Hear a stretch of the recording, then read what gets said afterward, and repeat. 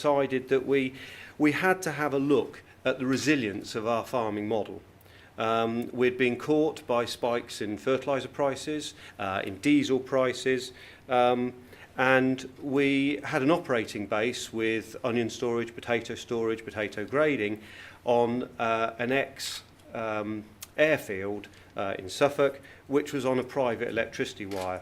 And we were caught with an electricity exposure at 11.9 pence per kilowatt.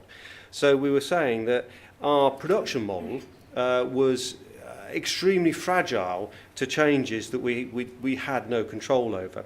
So we decided that we ought to start looking at a resilience plan for our business. And this went through power, which is electricity, fuel, heating, nutrients, the purchase of nutrients, the recycling of nutrients, the long-term world position for nutrients, where we'd see ourselves in 10 years' time. And also for us on light land, we really wanted to look at our soil carbon reserves. The land had been farmed quite intensively since after the war. We had dropping organic matter. We suffer from wind blow, which is a real issue on some of our small seedling crops. And water erosion. So we threw all these into the mixing pot to see what can we do with resilience for our business. Very, very quickly, we came through, if I can operate, I think the slideshow, oh no, it is going to go. So we've got a very, very slow computer here at this moment in time. Now I'll catch myself up.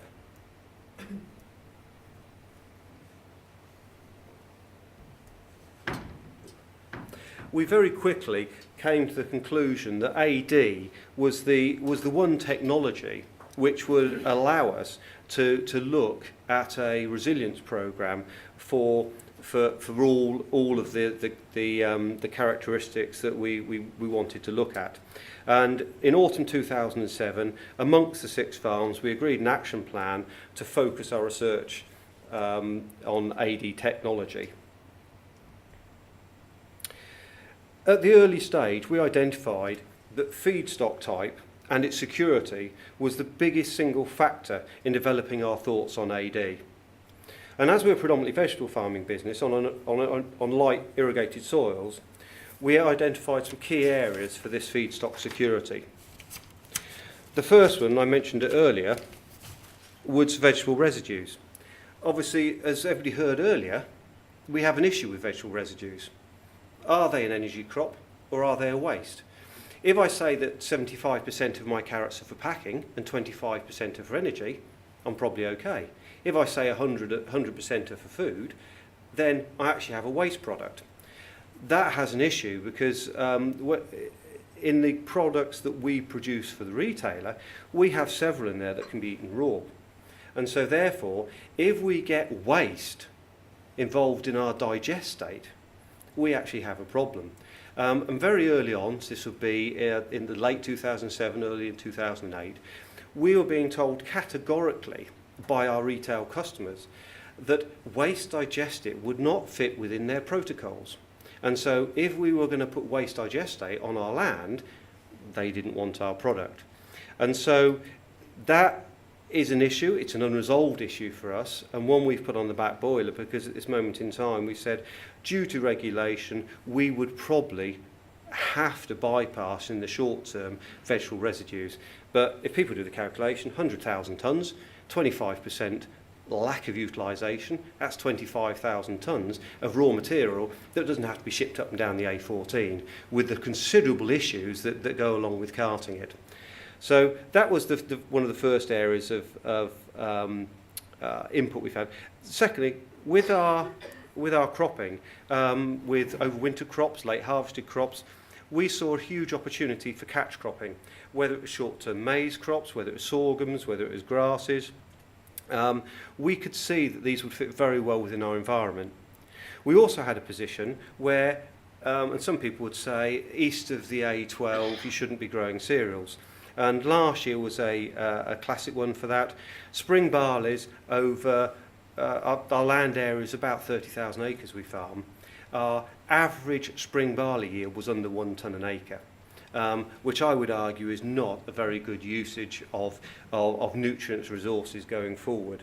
So we identified that there were quite a few complementary land uses that would actually, in our belief, improve our food production capacity going forward over the next 10 or 20 years, and especially when you threw the carbon recycling back into it. It was with resources becoming more finite and more costly, it looked like a good equation for us. So the simple route we took off of that is that we had 6 farms. So there were 6 farmer members that were looking to put the capital into this project. What we did was we actually said, pro rata to ownership, we'll produce the energy that is to go into this plant. That gave us absolute feedstock security and allowed us to move to the next stage, which was technology.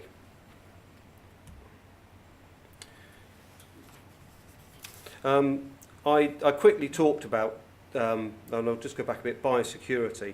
The other thing in the feedstock one is that we wanted to throw a loop around our land base and say that we only wanted to recycle plant material from our own land base back to our own land. This is was an important one with our supermarket protocols. It was an important one for what I call the succession of farming. We were very interested, building soil fertility, all the things I've talked about, but we're also very interested in not taking unknown risks, because in our view, you never know the risk.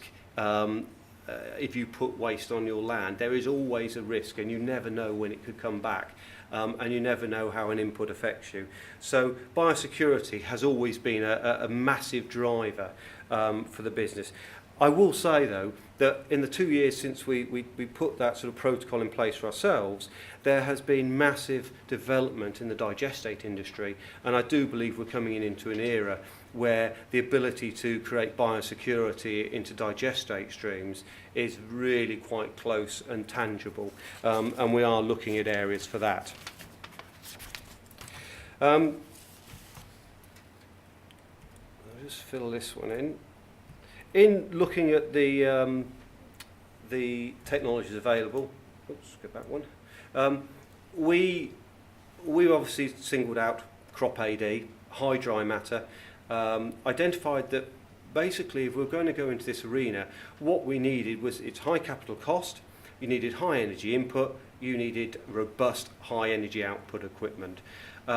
We went sort of around Europe looking for the correct technology. We looked a lot around Germany. We found a lot of what we thought were low dry matter operations that were very slurry based, didn't fit our criteria, and finally we found an Austrian company that came out of the compost world, the domestic refuse high dry matter, a company called Turney. The other interesting thing, and somebody covered this off earlier today, they also had a track record. They had 8 plants that had been running. They had I think cumulative when we started over 50 years of operational experience that we could actually go back in and do due diligence, which was vital for our to give us confidence to move forward. So we found a technology provider. We're happy with the robust and efficient nature of it.